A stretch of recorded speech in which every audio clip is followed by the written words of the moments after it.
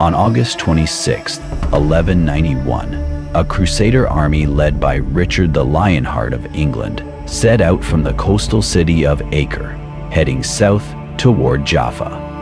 After capturing Acre earlier that year, Richard recognized the need to secure the important port of Jaffa before advancing toward Jerusalem.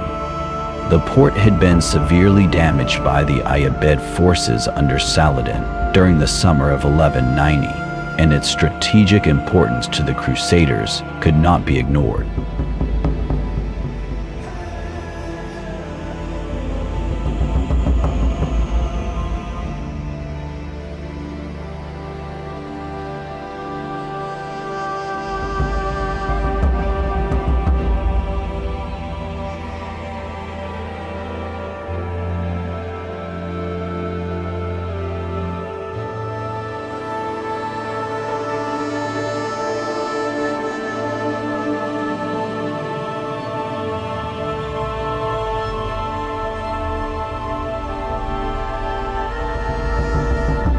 Richard's army, consisting of approximately 2,000 mounted knights and 200 men-at-arms, including spearmen, archers, and crossbowmen. Saladin, determined to prevent the Crusaders from advancing toward Jerusalem, mobilized his forces to intercept them. His army was much larger, numbering around 2,4,6,000 men. The Crusaders marched at a slow pace of 5 to 6 kilometers per day to avoid exhaustion from the scorching summer heat. Richard's careful planning kept his men from overexertion, ensuring they avoided disasters similar to the Battle of Hattin in 1187.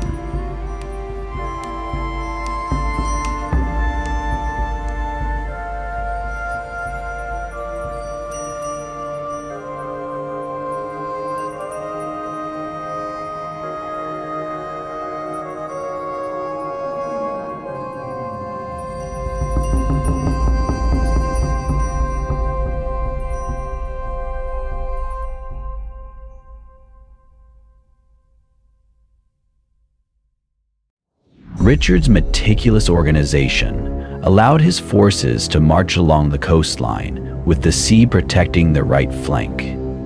His troops rested frequently, always near sources of water, and only marched in the cooler mornings.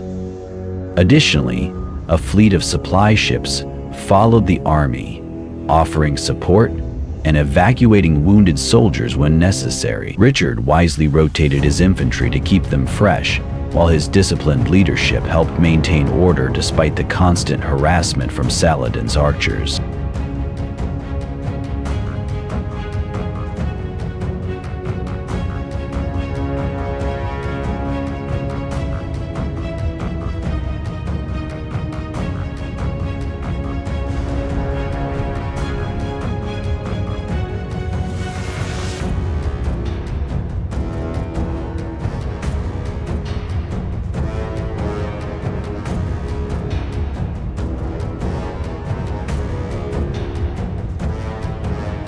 By early September, Saladin realized that his hit-and-run tactics would not be enough to halt the Crusader advance. His army was composed of a mix of skirmishers, both foot and mounted, including Bedouins, Sudanese archers, Turkish horse archers, and heavy cavalry, such as the elite Mamluks. The army was organized into 3 parts: the left and right flanks, and the center, with Saladin commanding from the front, surrounded by his bodyguard and kettle drummers.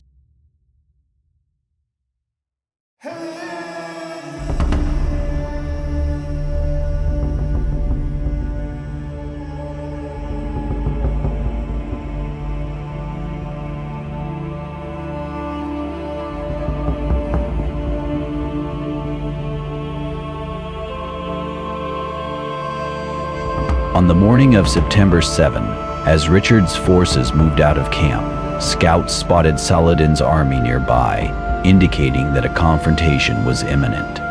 The Crusaders noticed enemy scouts in all directions, signaling that Saladin's entire army had assembled for battle. Saladin, taking advantage of the terrain, ordered his forces to move forward. The Crusaders were now forced to traverse the wooded region of Arsuf, which ran parallel to the coastline, giving Saladin the perfect opportunity to launch a surprise attack. End of Part 2.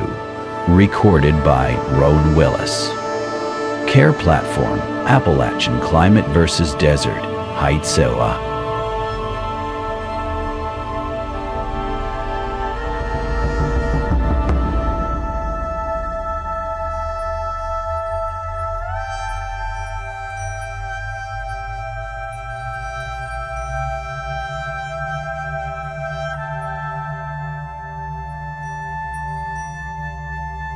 For more than 12 miles, the dense woodland hid the Ayyubid army's movements, allowing Saladin to strike suddenly. He ordered a full-scale assault, telling his soldiers, "All of you fight, do not stop for what is to come." As Saladin's forces emerged from the woods, the Crusaders quickly formed a defensive line, with their backs to the sea, placing their infantry at the forefront, protected by archers, and baggage trains were positioned at the rear.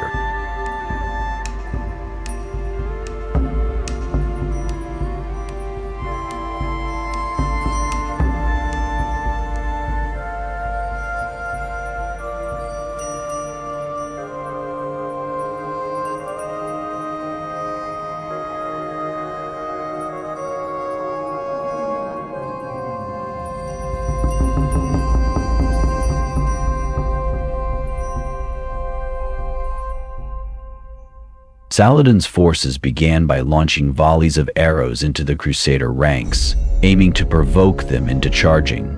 Many Muslim horse archers dismounted to increase their accuracy, firing arrows relentlessly into the Crusader formations.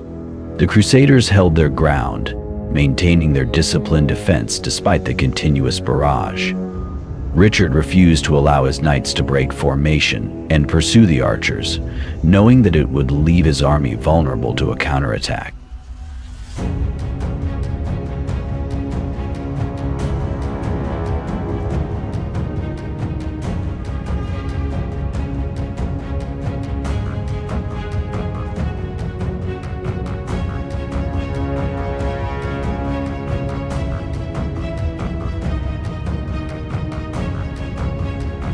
As the skirmishes wore on, the Muslim cavalry launched repeated charges, attempting to break through the Crusader lines. However, the Crusader defense held firm, their formations unbroken. Richard's leadership and strict discipline ensured that his forces remained organized, despite the pressure of the ongoing attacks.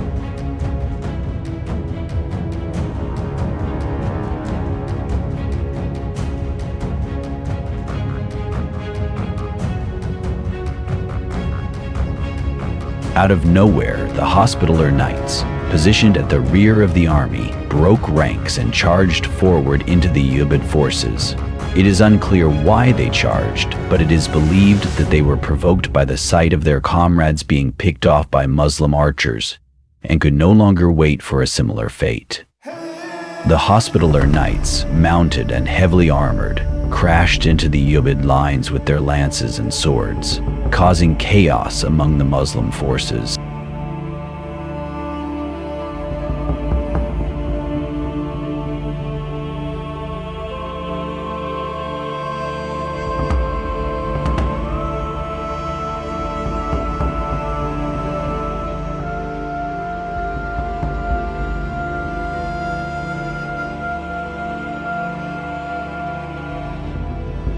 The Crusaders, inspired by the Hospitallers' charge, followed suit, breaking ranks and charging in unison. The momentum of their assault overwhelmed Saladin's forces, forcing them into retreat. Even Richard himself participated in the thick of the battle, leading from the front and demonstrating his personal courage. The Crusaders routed most of Saladin's army, surrounding his main force, which was protected by his elite Mameluke warriors.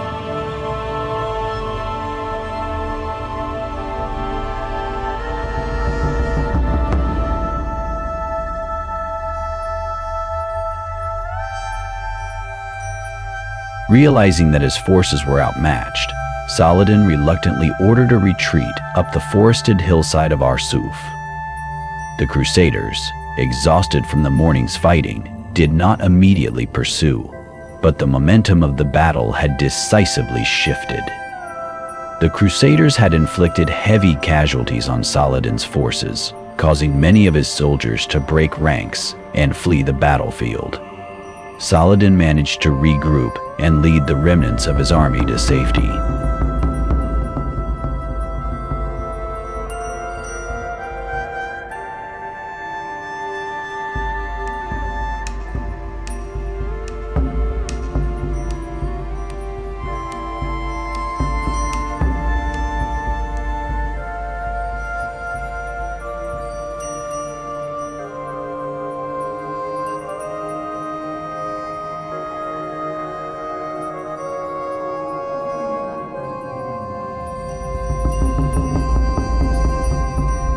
The aftermath of the battle was difficult to assess with precision.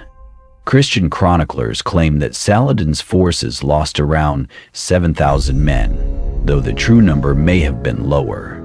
Richard's troops reportedly found thousands of Muslim corpses on the field after the retreat.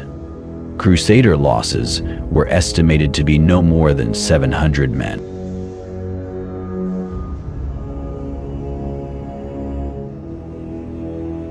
The Battle of Arsuf was a significant victory for Richard the Lionheart and the Crusader forces. It demonstrated Richard's tactical brilliance and his ability to maintain order under pressure. Despite the challenges posed by Saladin's forces, the Crusaders managed to hold their ground and launch a successful counterattack that led to a decisive victory. The battle would pave the way for Richard's continued advance toward Jaffa and his eventual campaign to capture Jerusalem, even as Saladin's forces regrouped for future engagements. The battle was a war that set the stage for what eventually became one of Cornucopia's most famous battles.